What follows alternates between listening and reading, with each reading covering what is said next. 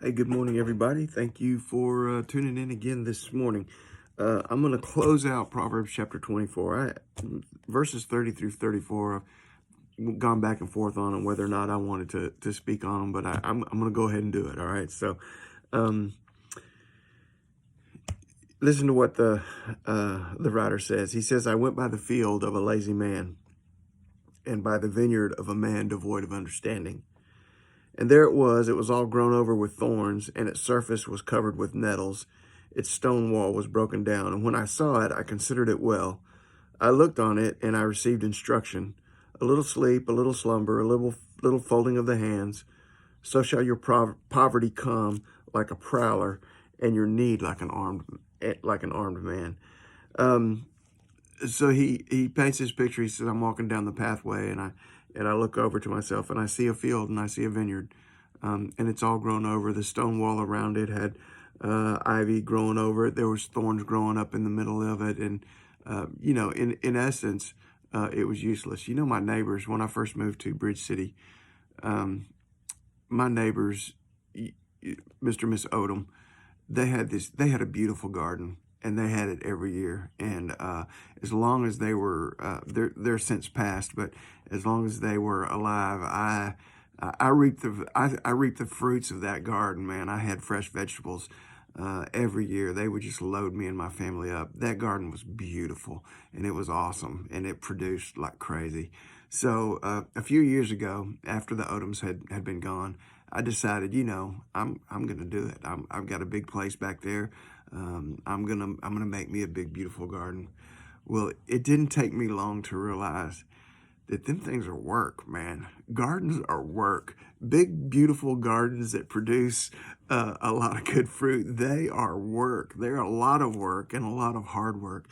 And he's saying that here about these fields that, if they don't get the attention that they deserve, they're not going to, not that they deserve, that they require. If they don't get the attention they require, then they're not going to produce the fruits that you are expecting. Listen, this principle can be applied to any area of our life that we want to. Whatever area of our life it is, it could be our health, it could be our family. If I don't give my body for its health, if I don't give it the attention that it needs, if I neglect giving my body attention that's going to make it health, it's going to be what it is. Actually, it's going to be overweight and unhealthy. If I don't give my family, if I neglect attention to my family, it's going to be an unhealthy family. The truth is, my spiritual life and your spiritual life and your spiritual growth is not going to happen by accident. I need you to know that it's not going to be accidental. And if you neglect your spiritual life, your prayer life, your life of seeking God and walking with God, then it is going to be like an overgrown garden. It's going to be unhealthy, and it's going to be full of weeds. In Jeremiah 4:3, God tells Israel, he says, break up the fallow ground and don't sow among the thorns. He's saying to them, listen, get the garden ready, plow it up, break it up, the fallow ground, the ground that's been laying dormant. He's saying, run the plow through there, break it up, get those weeds out so that you can sow the seeds among good ground. We need to start breaking up the fallow ground of our hearts and of our minds and of our spirits, so that we can sow the good seed of the Word of God, and so that it can grow up and produce the fruit that is desired. Jesus taught this in Matthew chapter 13, verses 1 through 6, and he takes a break and he picks it up in verse 18 again.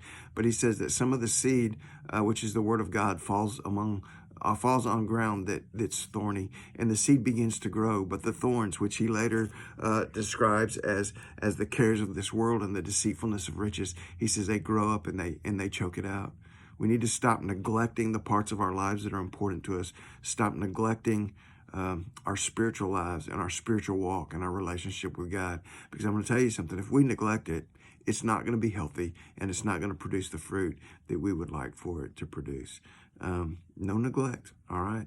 What area of your life do you need to start giving some priority and attention to?